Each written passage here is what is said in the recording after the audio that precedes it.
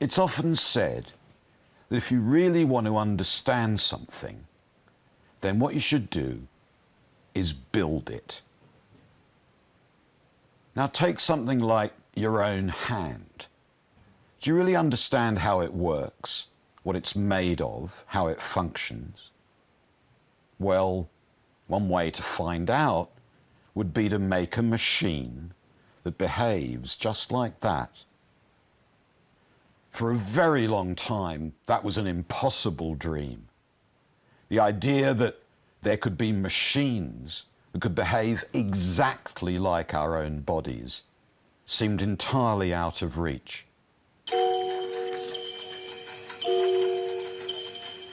But then around 300 years ago, this dream was made real.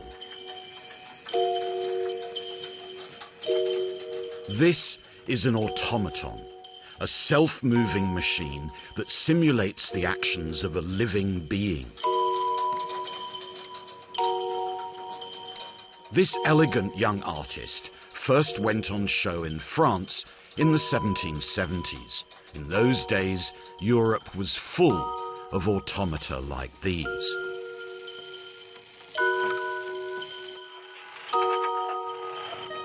They entertained kings and princes and taught moral lessons to citizens. They raised deep philosophical questions, and they would foment revolution.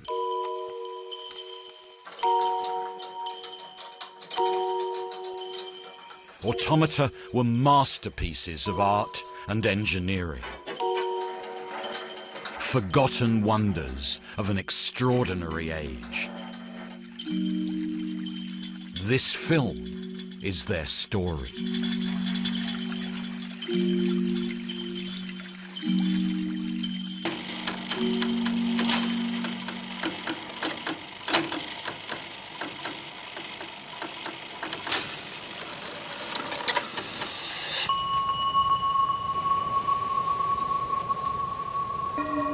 For a very long time, the construction of machines that could move like humans or animals seemed completely fantastical.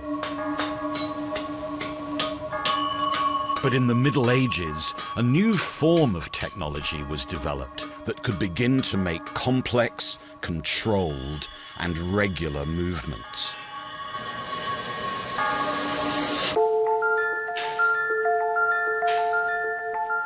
This technology was mechanical clockwork, and it would be used in some of the very earliest automata.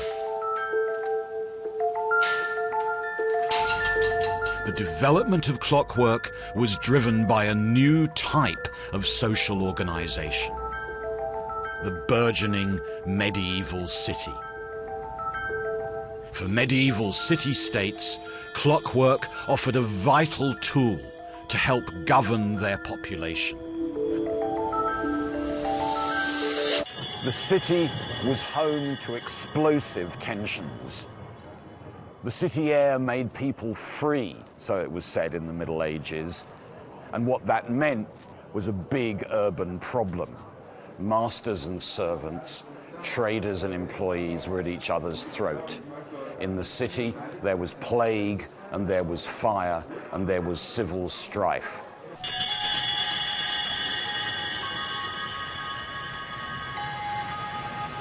The aim was to find a technique that could turn the city into a place of good order and of ideal government.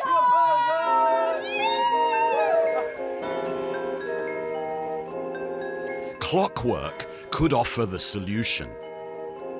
The sound of the bells reached out across the city, bringing together its disparate groups and offering regularity in a world entirely removed from nature.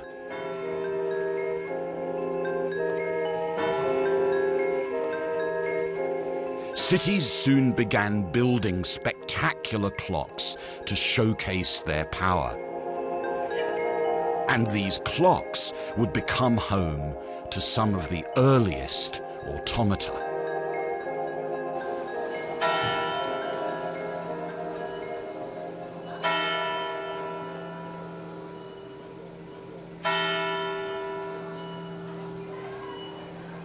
This is the Zeitglocke, a German word that means time bell. For half a millennium, the Zeitglocke has stood in Bern, now the capital of Switzerland, and it's driven by an astonishing piece of clockwork technology.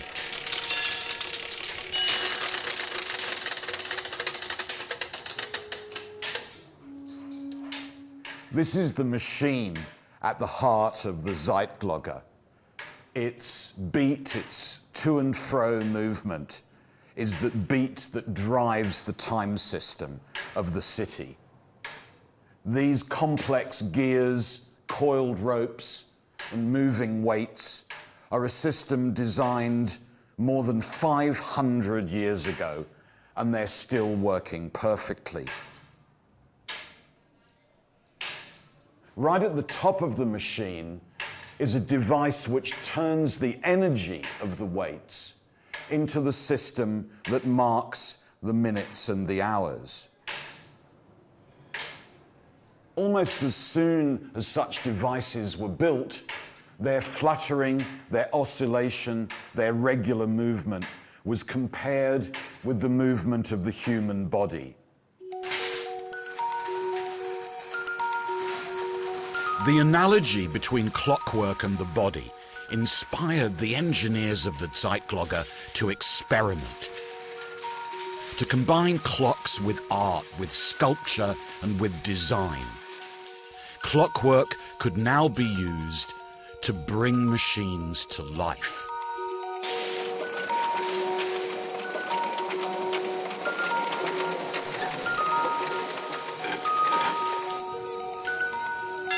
In a world removed from nature, these automata offered regularity and order to the city. Here, a crowing rooster, the rural symbol of time, has been animated once more, transformed into a machine for the citizens to enjoy.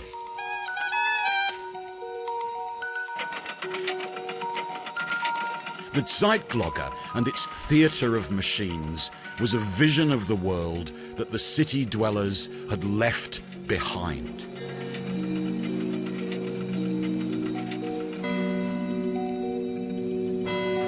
These machines and their show were designed to bring peace, order, and harmony to the city of Bern.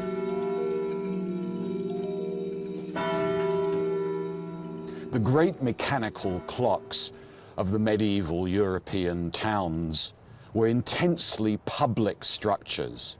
From Bern across the whole of Europe, the clocks of the cities taught their citizens lessons in morality and virtue. But all that was soon to change, and to change really dramatically. These automata would become private, mechanical theatres that showed the universe and the world to the few princes and rulers who governed them.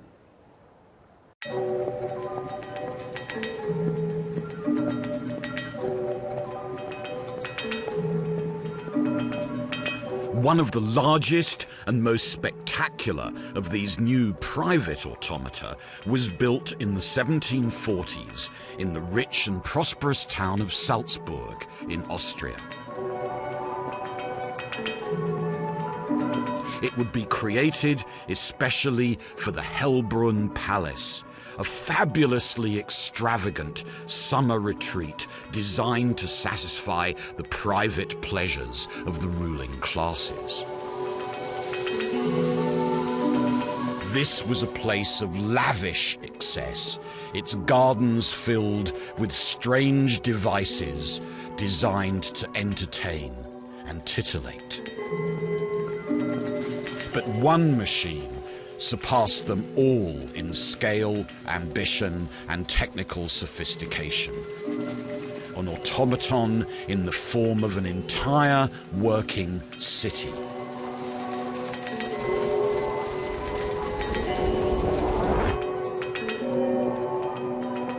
The automaton was commissioned in the 1740s by this man, Archbishop Jakob von Dietrichstein.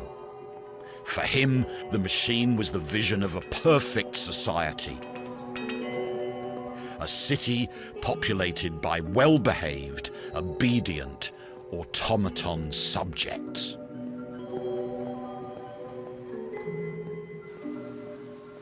The magnificent mechanical theatre. Imagine that you were a member of the privileged audience here, invited by the prince to see this extraordinary automaton, this amazing spectacle.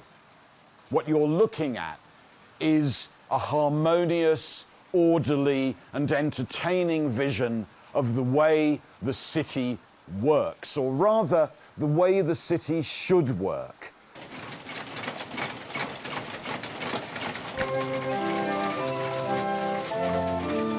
As the machine comes to life, almost 200 figurines begin to move. The city becomes a kind of vast mechanical opera.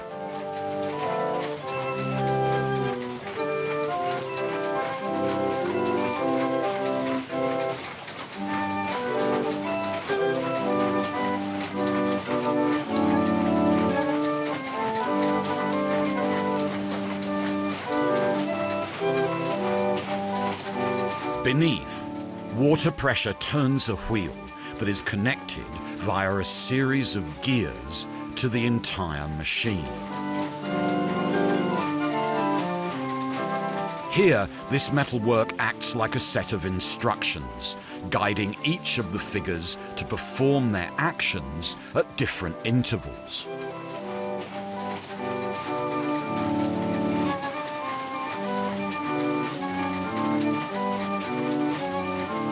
Above the mechanism, the workers execute their tasks perfectly, mechanically, automatically. Meanwhile, an elegant and aristocratic audience keeps watch with the most minimal of movement. This is a prince's vision of a utopian society. But there's a darker side to this seductive spectacle. The machine that runs the theatre was designed and built by a salt miner, Lorenz Rosenegger. The salt miners generated the wealth on which the city relied and which funded this machine. But the salt miners were radicals, insurrectionaries, many of them Protestants. A decade before this theatre was built, almost all the Protestants in Salzburg had been expelled by the order of its ruler. Rosenegger indeed conducted the work on this theatre under armed guard to keep him at his job. It was a technical masterpiece, but for the salt miners, it was a machine that represented the tyrannic power that ruled them.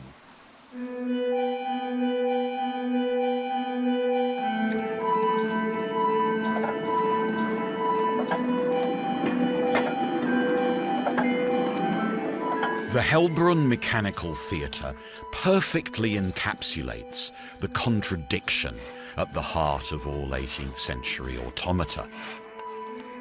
These were machines built as entertainment for a fabulously wealthy court society.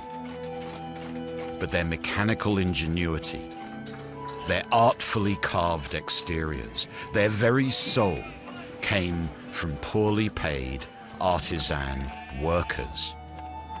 What's more, the creativity of those workers would revolutionize the automata so beloved by the aristocracy.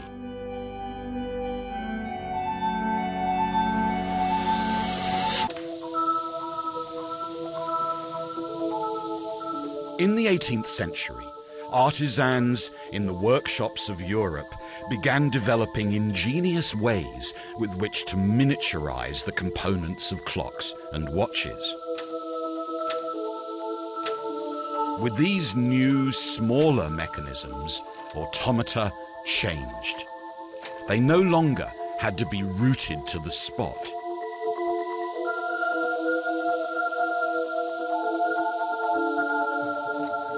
Thanks to the miniaturized components, automata could now simulate new kinds of movements and even make complex and naturalistic sounds.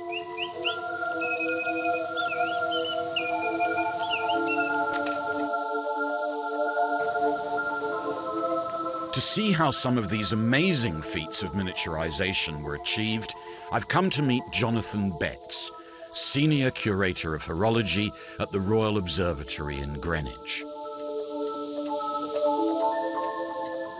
When we say small, I think it's really interesting to think a bit about just how small the technologies that go into watchmaking in general and some of the automata is. So you've got here some equipment to cut a screw. Yes. To cut the pitch This is just an example of how the really tiny stuff was done.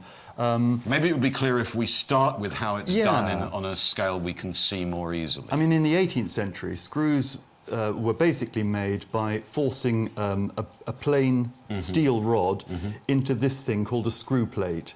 And each one of these holes has a screw thread in it. And if you force a piece of steel rod into that hole and turn it as you do so, it will form a thread on the shaft. This is basically the same thing as a screw plate, but it has a single hole in the middle. It's going to be difficult for you to see, but right at the centre is a tiny little hole. And that hole has a thread and it's working on exactly the same principle. Exactly the same principle. You just had to be very, very careful because there's virtually no metal in the pin that you're forcing into the hole. It can very easily break off inside there. But that's basically how it works. And an example here of the kind of tiny screw, this is from a small watch balance. And if I just place it there, you can see on the scale of 1 penny just how tiny it is. This tiny screw and its ingenious manufacturing process are just one example of the amazing techniques developed by the clock trade. There is a tendency for people to forget that every single one of these things has to be made by someone. They don't sort of grow organically. The craftsman starts with sheet metal and blocks of metal and castings, and everything has to be formed in one way or another. Creating these intricately machined components was an extremely difficult job for the artisans, and the work took place in distinctly unsalubrious settings.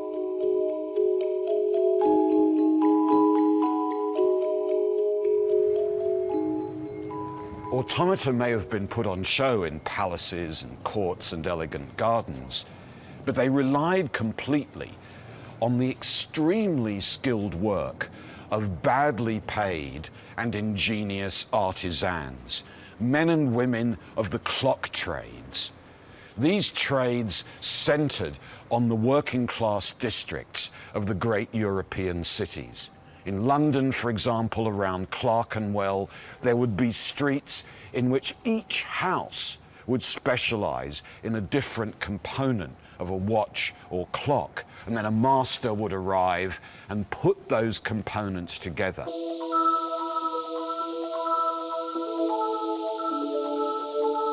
The distributed and coordinated labour of a vast artisan workforce was essential to making clocks and automata.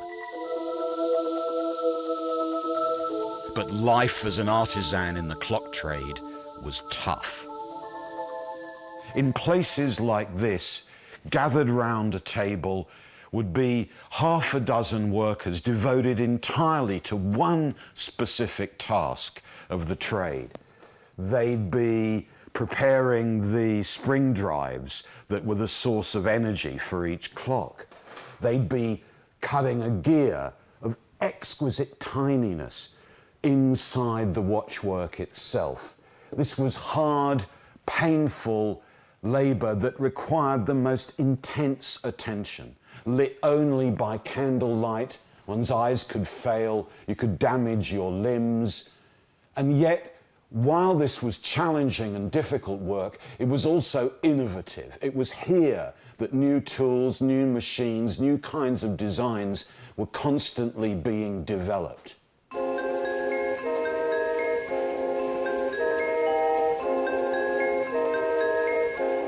The artisan workforce was a source of constant, gradual innovation.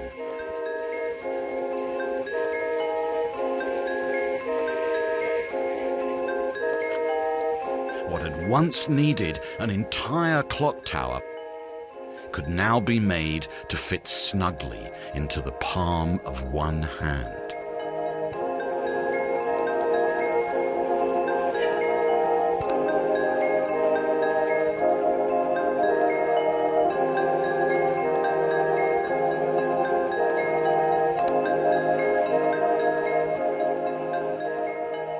The miniaturization and technical sophistication of the masterpieces of the clock trade had at least one really important consequence. These clocks were able to stay stable and working and vital against changes in their environment. That principle is called homeostasis. It means that however the environment changes, temperature, pressure, the bumps and knocks of everyday life, these machines will keep on going reliably and regularly. Now, homeostasis is so important that for some scientists, that was the definition of life itself. And so with these techniques provided by the clock trades, a huge breakthrough was possible in the design of automata.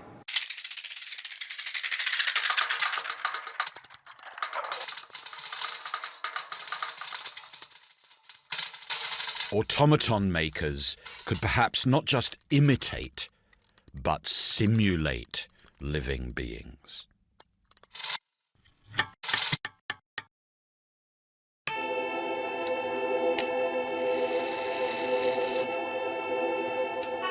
One man in particular began to pioneer the simulation of living things.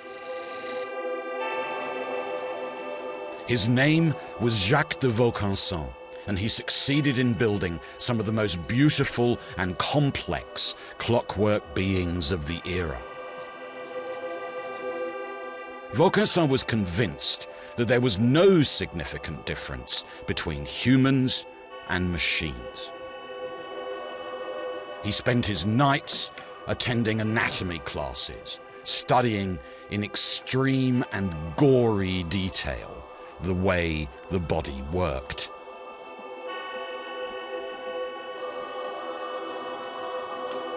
By looking closely at human anatomy, Vaucanson hoped that he could reconstitute it using clockwork.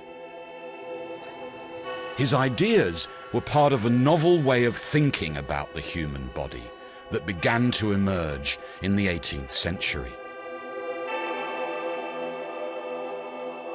Vaucanson's contemporaries began to see that the way in which the human body works is essentially automatic. Automatic is the key word in the way they describe what humans do. So here's a writer in the 1740s, a friend of Vaucanson. He asks, "Doesn't your body leap back in terror when you come upon an unexpected precipice? Don't your eyelids close automatically at the threat of a blow? Don't your lungs automatically work," he says, "continually like a bellows?" And it was exactly those ideas that Vaucanson would use to engineer a machine that could simulate life itself.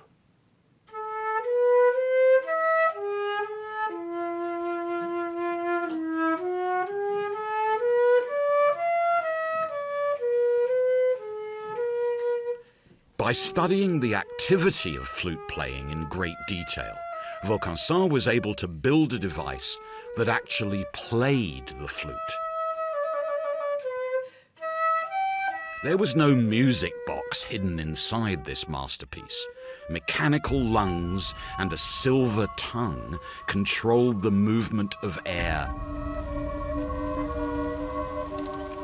Clockwork fingers precisely covered the holes. And Vaucanson even got hold of real skin with which to clothe his extraordinary machine. The automaton took Europe by storm. It was a glorious celebration of the combination of engineering, artistry, and the study of anatomy.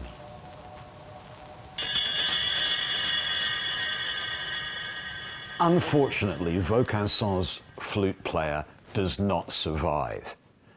What made such a splash in the 18th century disappeared somewhere in Eastern Europe in the 19th century, and its whereabouts, or indeed its survival, are now completely unknown. But at the time, this machine inspired a whole generation to ask about whether there's any difference at all between mere machines and living beings. Vaucanson's work had inspired philosophical debate and much technical innovation. But for all his visionary ideas, his success was based on the mastery of one seemingly simple mechanical device.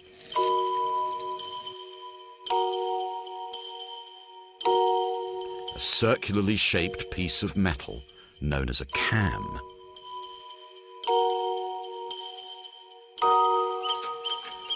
The beauty of the cam lies in its versatility.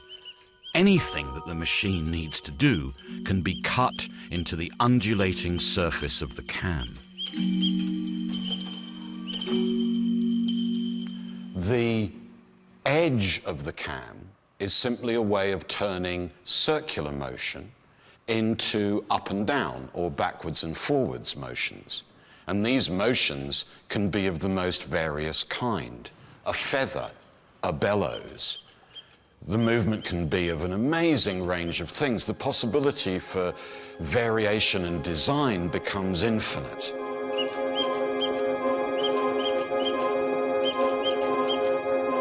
Cams function as a kind of mechanical memory for a machine. The more detailed and intricate the edge of the cam, the more complex the actions it can store.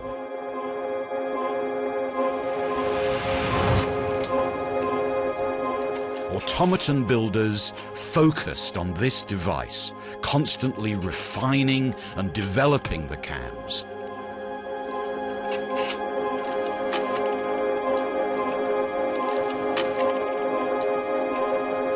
Devices would be built that contained whole stacks of miniaturized cams.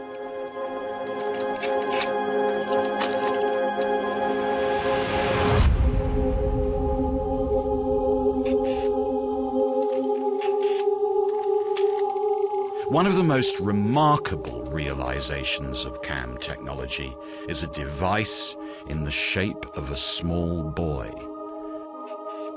It's perhaps the world's most astonishing surviving automaton.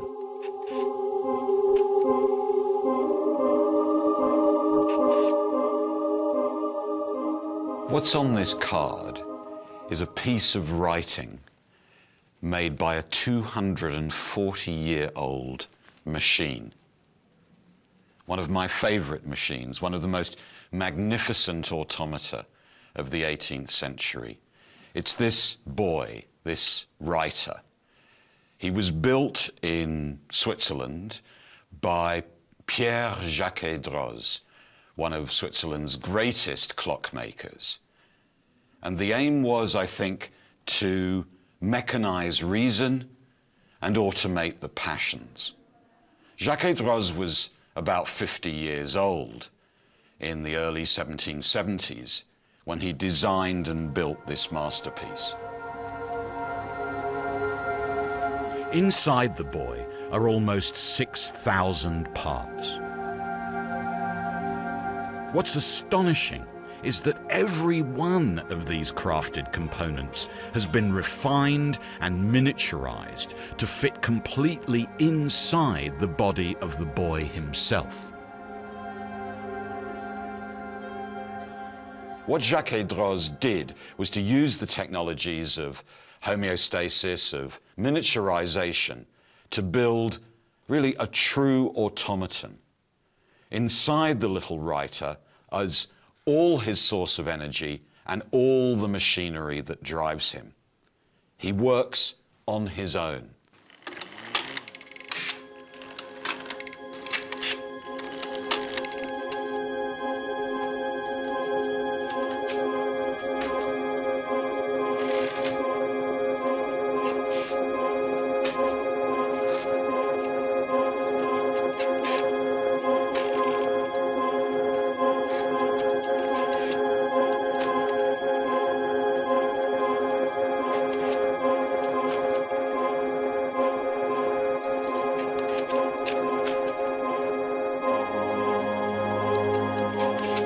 At his core is a great stack of cams.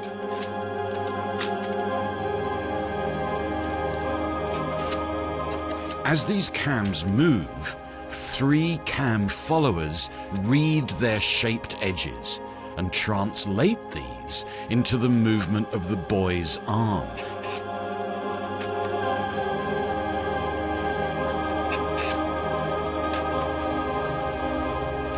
Working together, the cams control every stroke of the quill pen and exactly how much pressure is applied to the paper, so as to achieve beautiful, elegant, and fluid writing.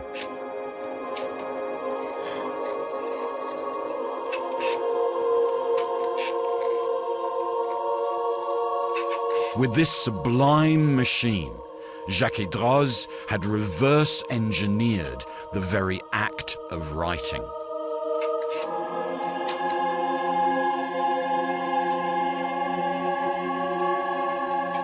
But the mechanical boy contained one perhaps even more astonishing feature.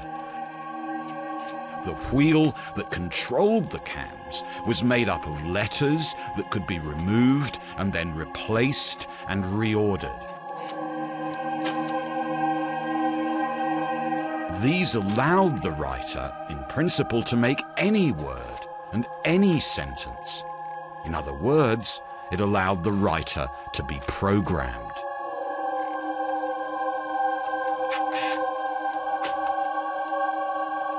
This beautiful boy is thus a distant ancestor of the modern programmable computer.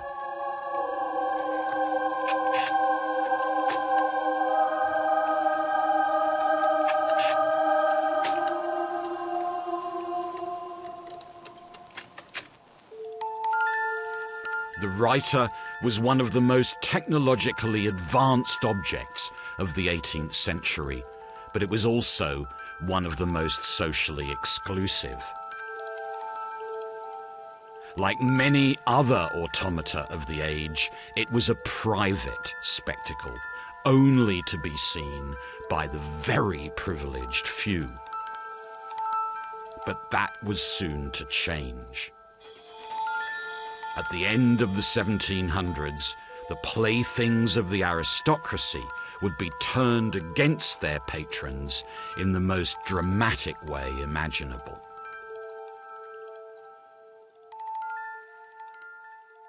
Late 18th century automata were pricey, expensive. They were for posh people, for well-heeled gentry, for aristocrats, courtiers, monarchs.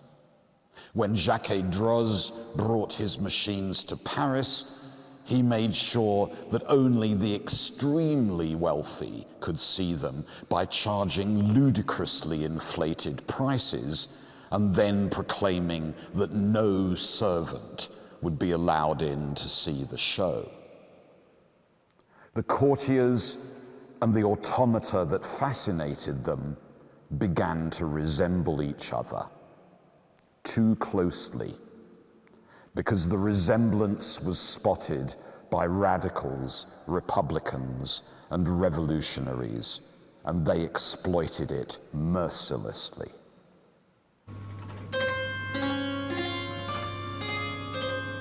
A science fiction novel written in the 1770s to attack the aristocratic regime described courtiers as bodies without souls, covered in lace. Automata that might look like humans, but weren't.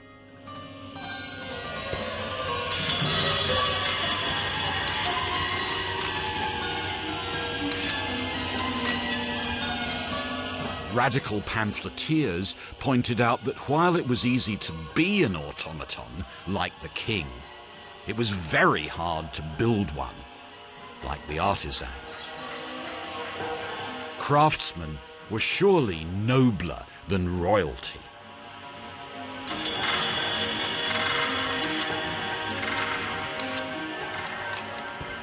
The leaders of the French Revolution simply described the king that they executed as a crowned automaton.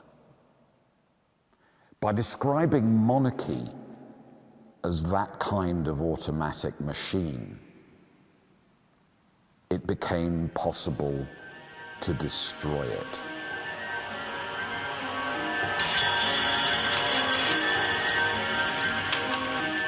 The machinery of life and death helped inspire the protagonists of the French Revolution.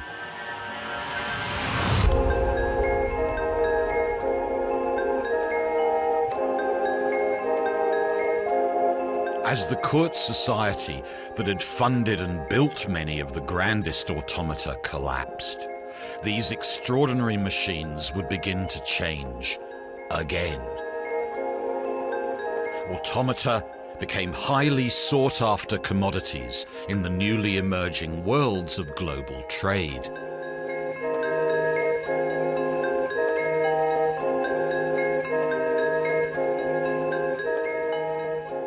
The late 18th century was a period of dramatic crisis. European society, economics, politics were completely transformed. The old world of court society, with its princes and its prelates, gave way to a new, expansive world of international trade and global networks. Into the European sphere erupted new kinds of peoples, aliens, exotic, foreign. And European machinery changed too. The automata would soon take on the appearance of these strangers. Automata would become foreign and exotic beings.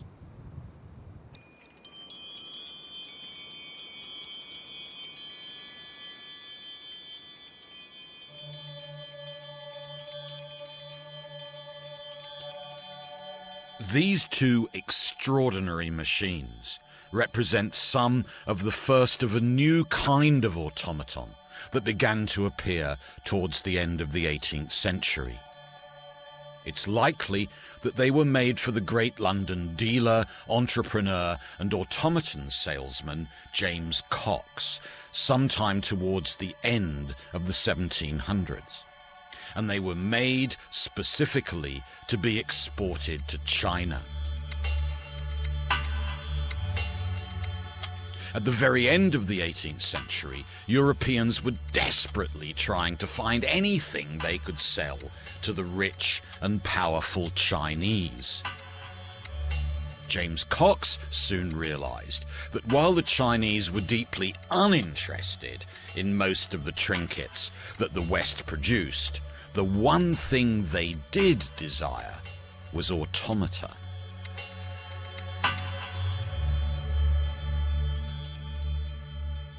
Cox's ambition was to use his automaton business to reverse the appalling trade imbalances between China and Europe. The point was that China made goods Europeans lusted after, tea and porcelain and silk.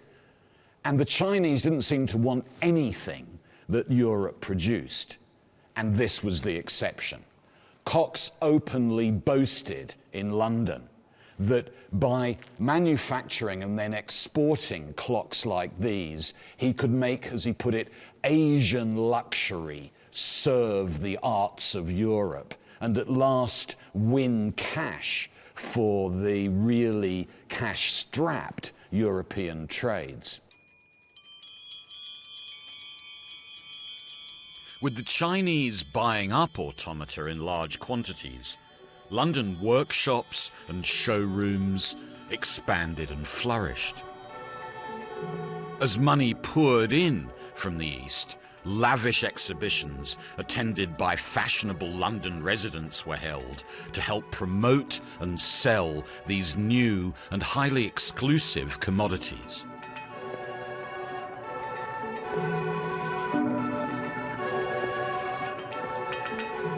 In this new world, automaton builders started to gain celebrity status, none more so than James Cox's star employee, a brilliant Belgian émigré to London, Joseph Merlin.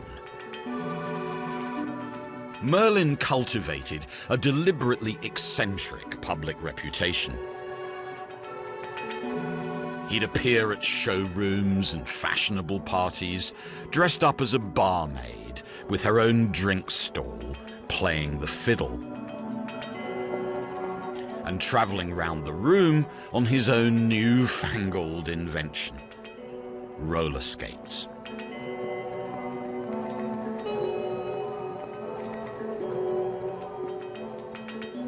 Everything Merlin did was news, and what happened to him became meat for gossip columnists.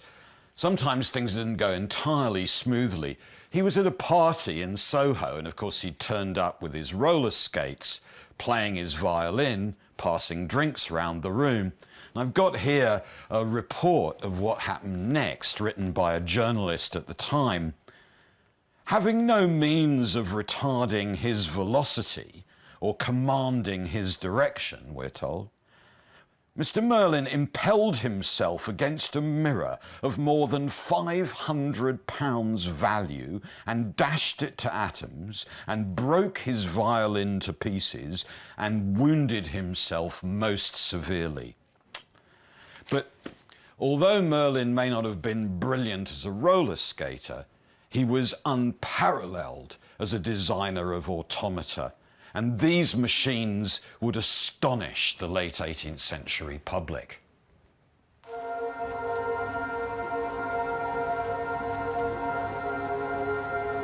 Merlin's masterpiece was a fabulous swan made entirely of silver.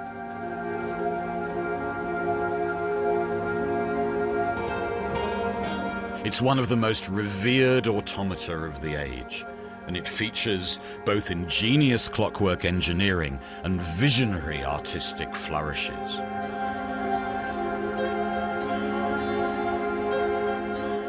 By using clockwork to drive these simple glass cylindrical rods, Merlin was able to mimic the extraordinary complexity of moving water.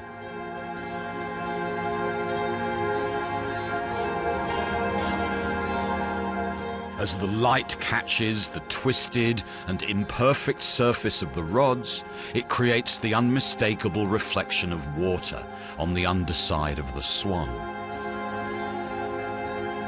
The craftsmanship and artistry of the creature was breathtaking.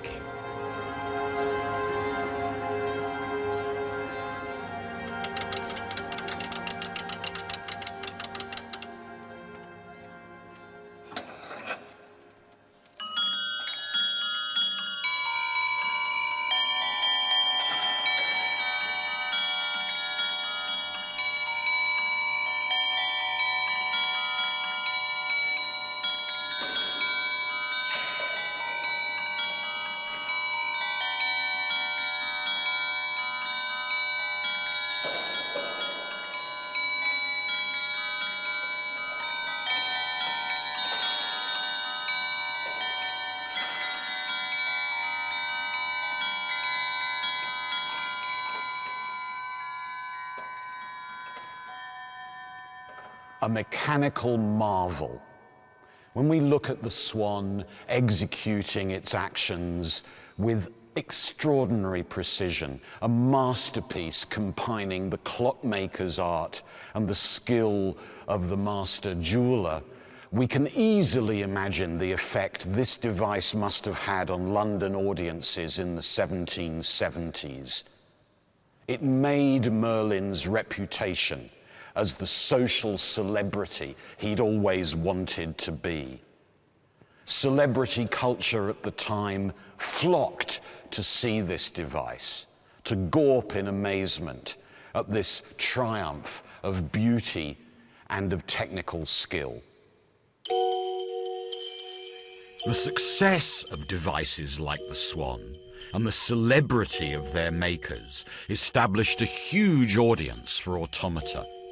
And as the market expanded, new builders emerged, creating ever more ingenious ways to wow the public. The most eminent of these was Wolfgang von Kempelen, a man whose mechanical ability seemed to many almost supernatural.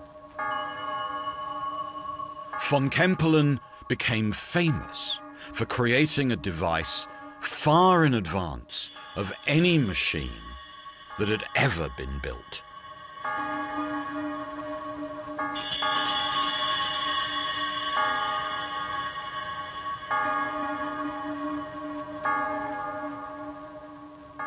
This is one of the masterpieces of late 18th century engineering. Automata could draw, they could play music, they could write, and now, apparently, they could play chess. Imagine you were in a showroom in London's West End in 1784. This is what you would see. You'd be shown in to a darkened chamber lit by candles, and on stage in front of you, a machine in the shape of an Oriental, a Turk with his cushion, his pipe, and in front of him, a chessboard. The chessboard sits on top of this large cabinet, and inside, marvels of 18th century gearing and wheelwork. The master of ceremonies shows you how elegant and splendid this machinery is. And then he closes the doors.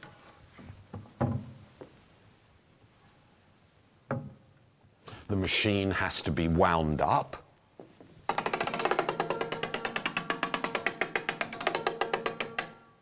And his pipe and his cushion removed. And now the Turk is ready to play chess.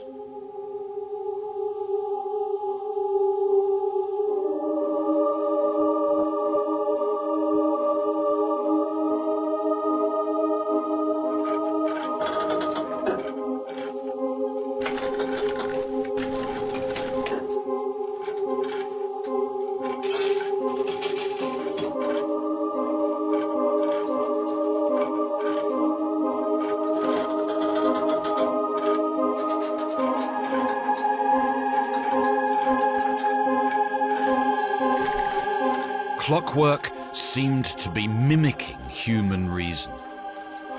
One of the great hopes of the age had finally been realized. At last, the mind could be simulated by clockwork engineering.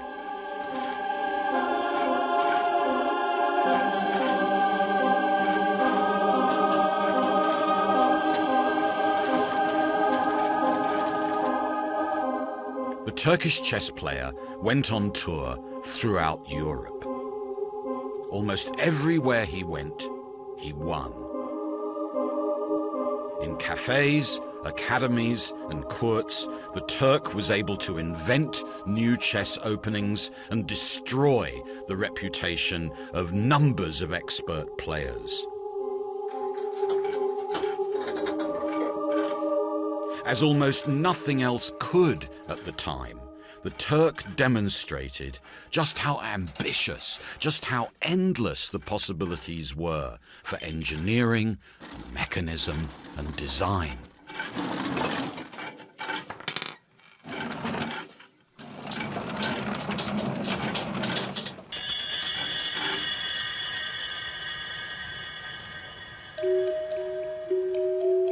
But this amazing machine would do much more than merely entertain.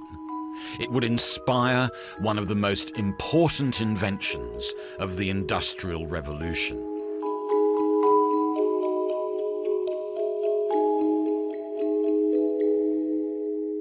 In the middle of the 1780s, a group of wealthy English gentlemen met together for dinner.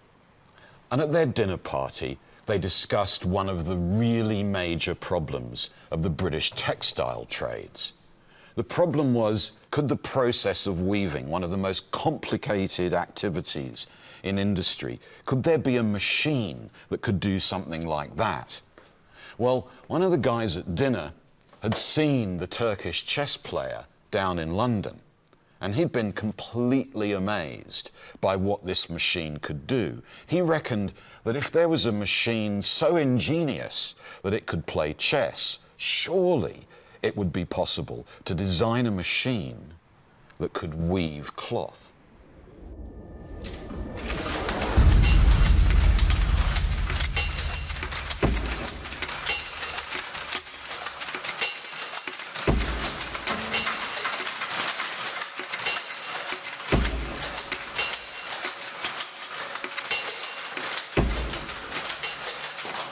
These are mechanical power looms. What used to be done by hand, weaving, is now done by automatic machinery. The men who first designed machines like this have been inspired by the Turkish chess player. And I don't think it's too fanciful to see in the components of this mechanical animal things that absolutely resemble the moving components of the Turk. The picking arm that throws the shuttle backwards and forwards really does look like the mechanical arm the Turk uses to move pieces across the chessboard.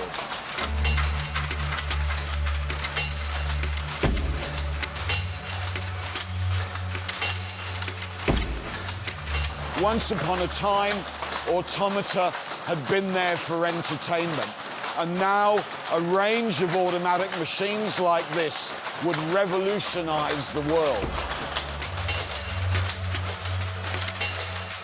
The Turkish chess player had helped inspire the mechanization of weaving and the transformation of industry.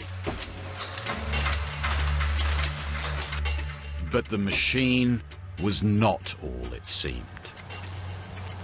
Its amazing ability relied on something none of its audience was aware of.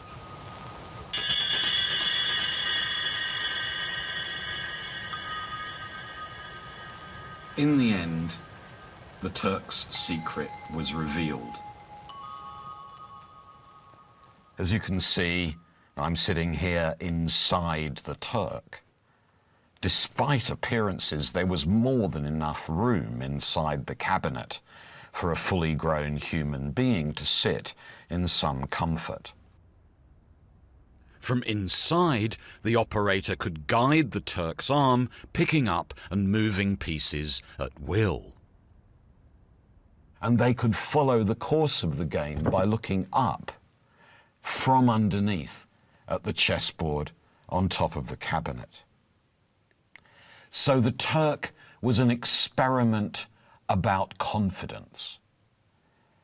Instead of being a magnificent automaton, it was in fact a magnificently arranged device in which a human pretended to be a machine that was pretending to be a human.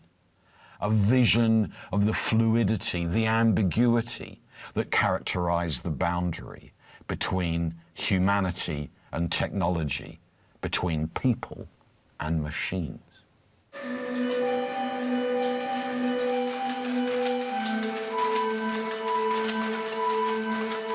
Now that machines of industry could really do what humans did, the mechanical marvels of the industrial age began to make vast swathes of artisans and craftsmen redundant.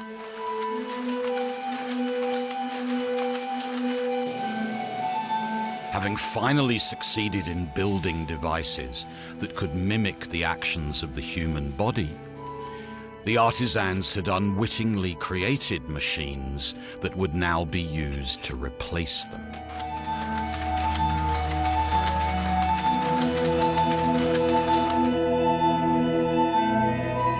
But the story of automata does not end here. This is the draftsman.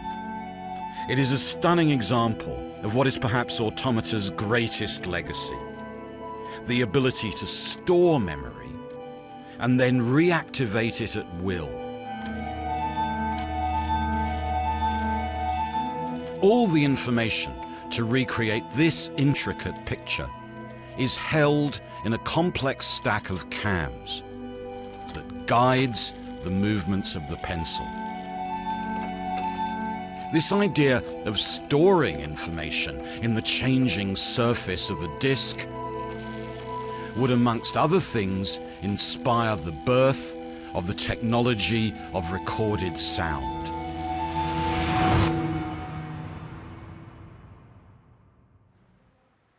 This vinyl disc is materialized memory, and it works exactly the way a cam in any automaton works. The groove that the needle follows encapsulates permanently and reliably an extremely complicated amount of information. Placed on a record player, that information can be recaptured with a machine that is in many ways the descendant of 18th century automata.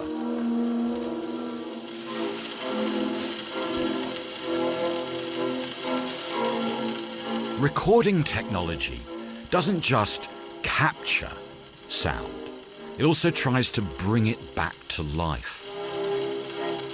We live in a world of technologies that try to achieve this.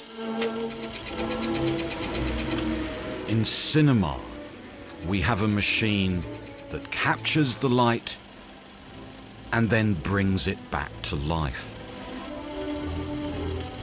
We think these are new technologies, but the story of automata shows just how old they are. Automata are machines that allow us to experience again the movements of a world we thought we'd lost.